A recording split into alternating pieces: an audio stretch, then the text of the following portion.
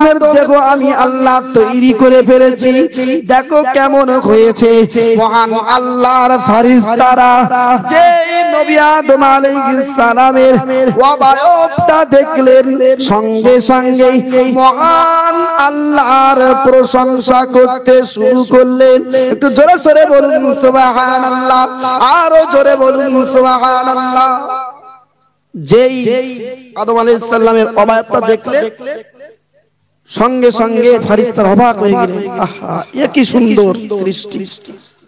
মহান আল্লাহ ফেরেশতাদেরকে বললেন, তোমরাই না নিষেধ করছিলে এই প্রতিনিধি না পাঠানোর জন্য?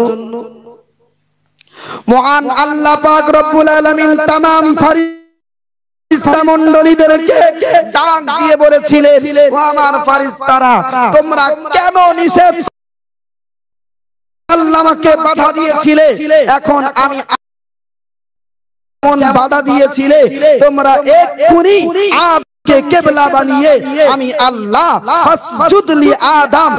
মহান আল্লাহ ফেরেশতাদেরকে লক্ষ্য করে বললেন, ও আমার ফেরেশতারা, তোমরা হতে পারো মাসুম, তোমরা হতে পারো নিষ্পাপ, তোমরা হতে পারো জিকিরকারী, তোমরা হতে পারো আমার ইবাদতকারী, তোমরা হতে পারো আমার গুণগানকারী।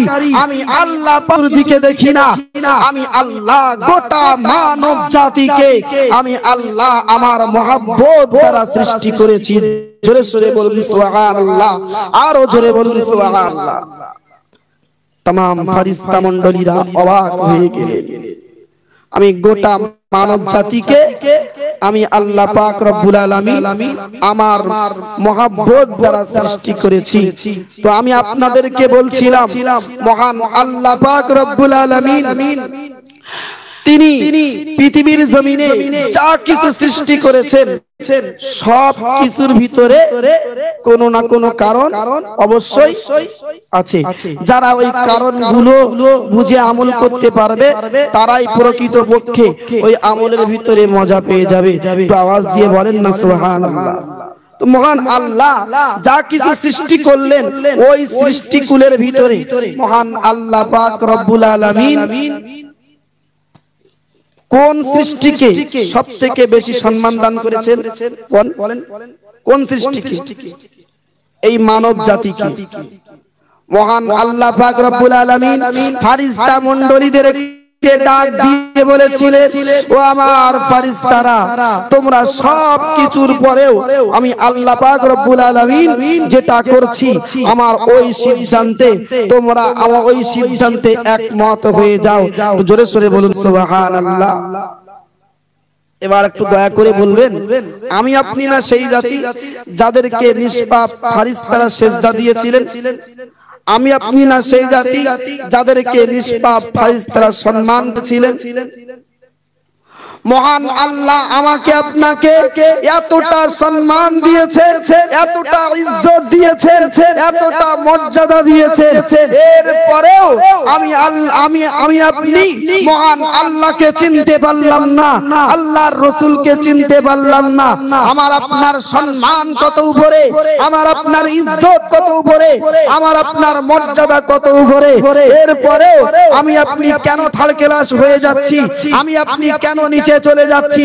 আমার আপনার থাকার কথা তো সবার উপরে, আমি আপনি কেন সুদে চলে যাচ্ছি, আমি আপনি কেন ঘুষে চলে যাচ্ছি, আমি আপনি কেন আব্বা মাকে অবাধ্যতা করছি, আমি আপনি কেন বাপ মায়ের কষ্ট দিচ্ছি, আমি আপনি কেন দুই নাম্বারই করছি? আমি আপনি তো এক নাম্বারের সৃষ্টি, আমার আপনার থাকার কথা তো সবার উপরে, কিন্তু আমি আপনি কেন নিচে চলে যাচ্ছি? এই মহান আল্লাহ আমাকে আপনাকে যে যোগ্যতা দান করেছেন, এই যোগ্যতা যদি আমি আপনি বুঝতে পারি, তবেই আমি আপনি সফলতার দরজায় পৌঁছাতে পারবো। তো জোরে সোরে বলুন সুবহানাল্লাহ। মহান আল্লাহ সব কিছু সৃষ্টি করলেন, তো আমি আপনাদের কাছে জিজ্ঞাসা করলাম, ওই সৃষ্টিকুলের ভিতরে সবথেকে শ্রেষ্ঠ করে বানিয়েছেন কাদেরকে? এই মানব জাতিকে। এবার আমি আপনাদের কাছে জিজ্ঞাসা করছি, আমরাই যদি সবথেকে শ্রেষ্ঠ হই, সব থেকে মহান আল্লাহর প্রিয় বান্দা হই, একটু দয়া করে বলবেন, মনে করুন আপনাদের কেউ সংবাদ দিল একটা বিষাক্ত সাপ এখানে সংবাদ শুনে এই জায়গায় বসে থাকবেন না পালিয়ে যাবেন? একটু বলেন, বসে থাকবেন না পালিয়ে যাবেন? কেন পালিয়ে যাবেন? আপনারা তো সবথেকে শ্রেষ্ঠ সৃষ্টি, আপনাদের পাওয়া তো কেরা। আমার আব্বারা ভাইয়েরা মায়েরা মনে রেখে দিয়ে সাপ মগান আল্লাহকে ডাক দিয়ে বলে, আল্লাহ আপনার বান্দারা শুধুমাত্র নামটা শুনেই তারা পালিয়ে, আপনি আমাকে শ্রেষ্ঠত্ব দান করুন, আপনার সৃষ্টিকুলের ভিতরে আপনি আমাকে শ্রেষ্ঠ বানিয়ে দিন।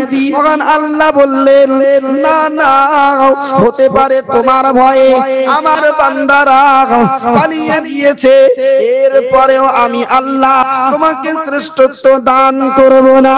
জঙ্গলের হাতি মহান আল্লাহকে ডাক দিয়ে বললেন, ও রব্বুল আলামিন আল্লাহ, আপনি আমাকে বিশাল দেহ দান করেছেন, আপনি আমাকে বিশাল শক্তির অধিকারী করেছেন। ও রব্বুল আলামিন আল্লাহ, আমার শক্তির কাছে মানুষ কিছুই নয়, আমার দেহের কাছে মানুষ কিছুই নয়। ও রব্বুল আলামিন আল্লাহ, আপনি আমাকে শ্রেষ্ঠত্ব দান করুন। মহান আল্লাহ বললেন, না হাতি, তোমাকে শ্রেষ্ঠত্ব দেওয়া যাবে না।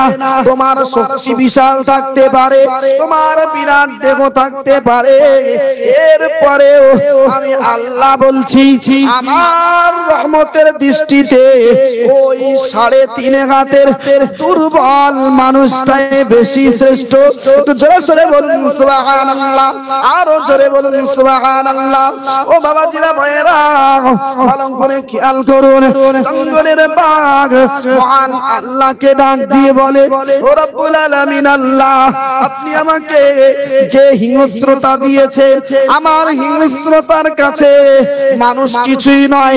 আমি এক মুহূর্তের ভিতরে মানুষ খেয়ে ফেলতে পারি। আল্লাহ, আমি তো আপনার শ্রেষ্ঠ সৃষ্টি হতে পারি আল্লাহ, কারণ শ্রেষ্ঠ হওয়ার জন্য কিছু কিছু যোগ্যতার দরকার হয়, কিছু কোয়ালিটির দরকার হয়। ও রব্বুল আলামিন আল্লাহ, ওই কোয়ালিটি মানুষের ভিতরে নাই, ওই যোগ্যতা মানুষের ভিতরে নাই। মহান আল্লাহ জঙ্গলের হিংস্র বাঘকে ডাক দিয়ে বলেছিলেন, হে জঙ্গলের বাঘ, তুমি শুনে রাখো, তোমার শক্তি অনেক থাকতে পারে, তোমার হিংস্রতা অনেক থাকতে পারে, এরপরেও আমি আল্লাহ বলছি আমার রহমতের দৃষ্টিতে ওই 3.5 হাতের দুর্বল মানুষটাই শ্রেষ্ঠ।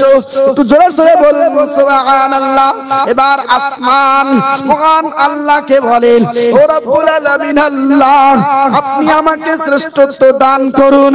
মানুষ আমি পর্যন্ত পৌঁছাতে পারে না, জমিন আল্লাহর কাছে আরজ করে, ও রব্বুল আলামিন আল্লাহ, আপনি আমাকে শ্রেষ্ঠত্ব দান করুন। আপনার বান্দারা আমি জমিন আমার উপরে চলাফেরা করে, আল্লাহ আপনি আমাকে শ্রেষ্ঠত্ব দান করুন। মহান আল্লাহ সমস্ত সৃষ্টিকুলকে মহান আল্লাহ পাক বললেন, না না, হে জমিন তোমাকে শ্রেষ্ঠত্ব দেব না, তোমাকে হে আসমান তোমাকে শ্রেষ্ঠত্ব দেব না, হে বাঘ তোমাকে শ্রেষ্ঠত্ব দেব না, পাহাড় তোমাকে শ্রেষ্ঠত্ব দেব না, সাগর ঝর্ণা তোমাকে শ্রেষ্ঠত্ব দেব না, না না না না, তোমাদের কাউকে আমি শ্রেষ্ঠত্ব দান করব না। আমি আল্লাহ আমার রহমতের দৃষ্টিতে ওই 3.5 হাতের দুর্বল মানুষটাই সব থেকে বেশি শ্রেষ্ঠ।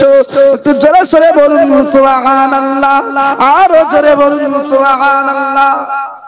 মহান আল্লাহর সমস্ত সৃষ্টিকুল তাদের ওই প্রশ্নের ভিতরে তারা ফেল হয়ে গেল। এবার মহান আল্লাহর সবথেকে নিকটতম সৃষ্টি মহান আল্লাহর ফেরেশতা মণ্ডলীরা মহান আল্লাহকে ডাক দিয়ে বললেন, ও রব্বুল আলামিন আল্লাহ, আমরাই তো শ্রেষ্ঠত্ব অর্জন করার সবথেকে বেশি হকদার, কারণ আমরা জীবনে একটাও গুনাহ করিনি, আমরা জীবনে একটাও অন্যায় করিনি। আপনি যখনই যে আদেশ করেছেন আপনার সেই আদেশটাকে মেনে নিয়েছি। আপনি যত দূর করতে বলেছেন তত দূর করেছি, আপনি যতটুকু বলেছেন ততটুকু করেছি।